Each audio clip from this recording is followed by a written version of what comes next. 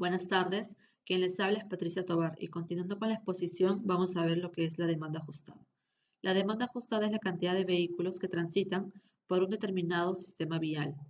No todos los vehículos que salen de una intersección son automóviles livianos, por ello vamos a calcular lo que es el factor de ajuste por vehículos pesados en nuestra intersección.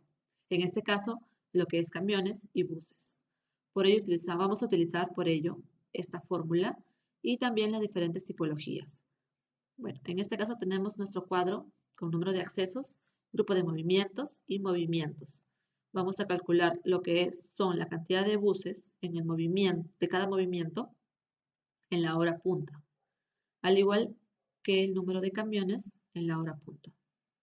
Luego vamos a calcular el total de vehículos mixtos por cada acceso y luego vamos a dividir el número de buses sobre el total de vehículos mixtos. Y así nos da el porcentaje de buses y el porcentaje de camiones. En esta ocasión no vamos a considerar lo que son los porcentajes, solamente el número. Bueno, continuando, tenemos aquí nuestro cuadro de la intersección de la demanda ajustada. Tenemos dos fases. La primera fase es norte y sur, la segunda fase oeste y este. Tenemos también aquí la cantidad de carriles por cada acceso. 4 carriles en el norte, 3 en el sur, 2 en el oeste y 2 en el este. También tenemos los movimientos por cada carril, que es en total 17 movimientos. Tenemos también el volumen horario de máxima demanda que se calculó por movimiento en lo que es la hora punta. También tenemos el factor hora de máxima demanda que se calculó por acceso. Y aquí tenemos el factor de ajuste de vehículos pesados, la cual se utilizó aquí la fórmula de acuerdo a los porcentajes de camiones y buses y de acuerdo a los automóviles equivalentes a un camión y los automóviles equivalentes a un bus, en este caso 2.5 y 3. Luego, tenemos que calcular la cantidad de vehículos de la demanda por movimiento, lo cual utilizamos esta fórmula de acá, el volumen horario de máxima demanda sobre el factor hora de máxima demanda por el factor de ajuste de vehículos pesados. Luego tenemos aquí que agrupar lo que son la cantidad de vehículos por carril, que sería la sumatoria, y sucesivamente, ¿no? Dependiendo. Si acá tenemos, por ejemplo, acá tenemos 4 carriles y aquí tenemos también, debemos tener 4 carriles.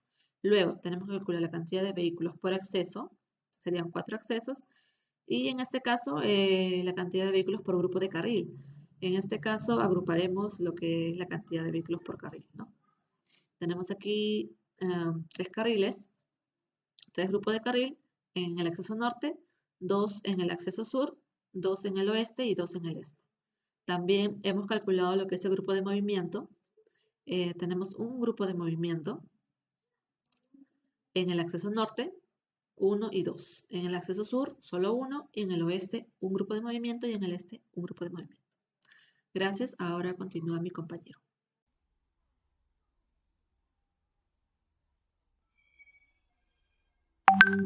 Buenas noches. Voy a hablar del flujo de facturación según el HCMC 2010, de cual en el recuadro tenemos la fórmula, en el recuadro superior.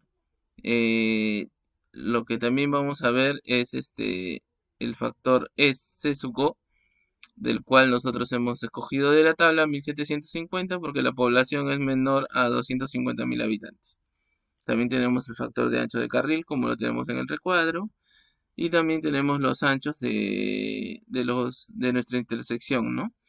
El norte 286 y 283, en el sur 347, en el oeste 433 y en el este 370. Para obtener nuestros flujos, tenemos el factor de vehículo pesado por grupo, el factor dependiente en acceso, el factor por estacionamiento adyacente al grupo y los factores de tipo de área, ¿no? Como aquí tenemos en nuestra intersección, el cálculo se realizó en el cuadro de la demanda ajustada. En nuestra intersección el factor dependiente no se consideró, y en el factor de estacionamiento, al no existir estacionamiento, el factor es de 1. Aquí también tenemos el factor de bloqueo de buses, ¿no? Del cual aquí tenemos nuestros recuadros.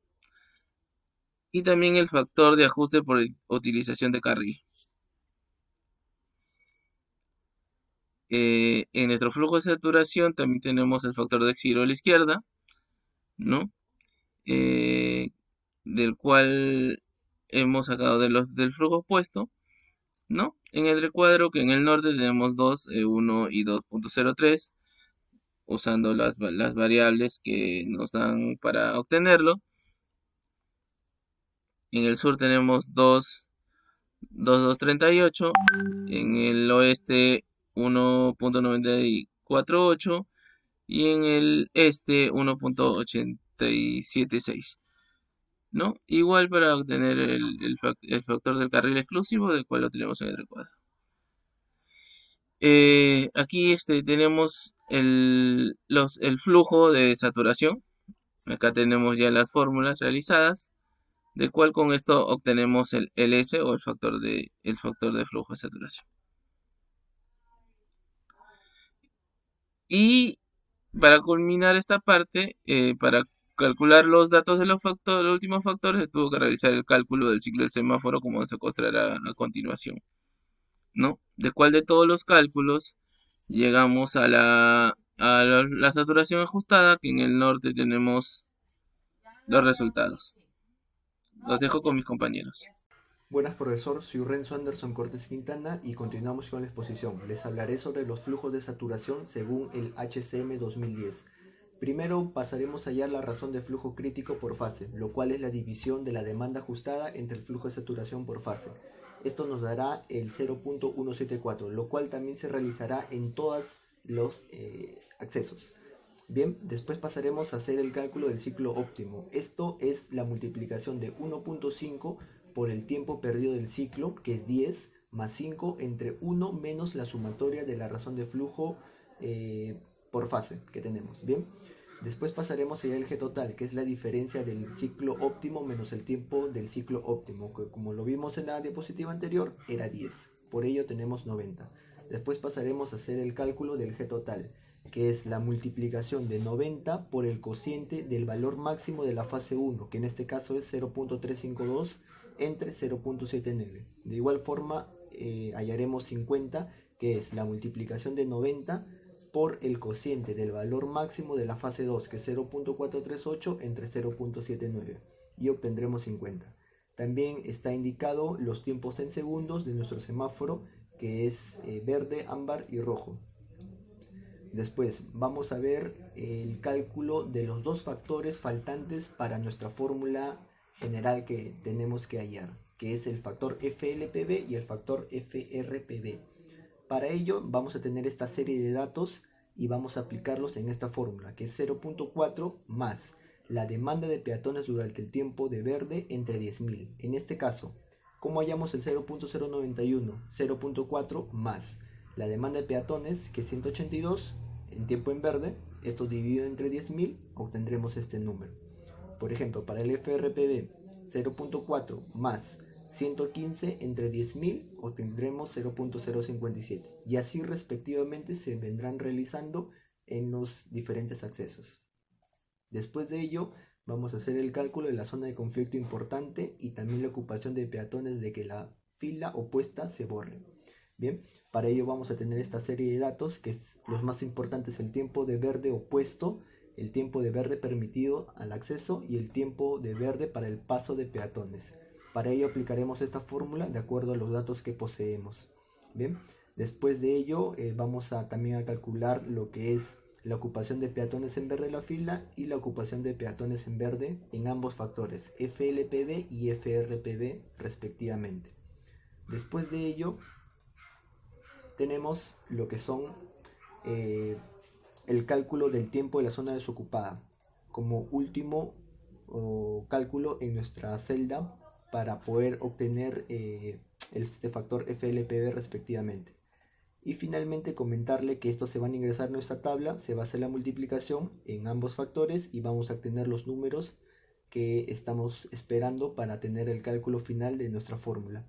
Bien, finalmente comentarle que se consideró el factor en esta ocasión es 1 debido a que la llegada del pelotón de vehículos es al azar.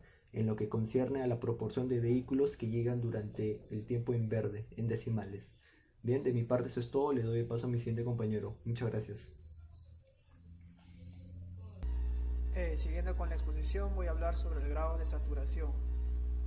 Para conocer lo que es el grado de saturación tenemos que conocer primero qué es capacidad. La capacidad, según el HCM, o más conocida como Highway Capacity Manual, se define así: la capacidad de una infraestructura de transporte al flujo máximo horario al que se puede razonablemente esperar que las personas o vehículos atraviesen un punto o sección uniforme de un carril o calzada durante un periodo dado. En este caso nosotros estamos utilizando lo que es la hora punta.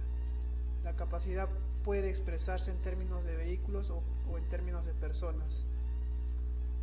La capacidad está dada bajo condiciones prevalecientes de la vía, características geométricas, tipos de sección, pendiente, dimensiones de carril, berma, etc. Como nosotros sabemos, el profesor nos ha indicado que dibujemos bien para que estos factores sean más precisos a la hora de ser evaluados en nuestra intersección. Voy a hablar sobre el grado de saturación por grupo. Básicamente aquí la idea es calcular el Q mayúsculo o capacidad. Esto está dado mediante la siguiente expresión, que es el N por G sobre C.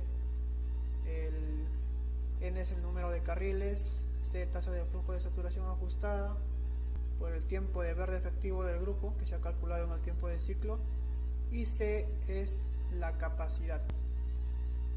Bueno, no, este es longitud de ciclo del semáforo. El grado de saturación de la intersección.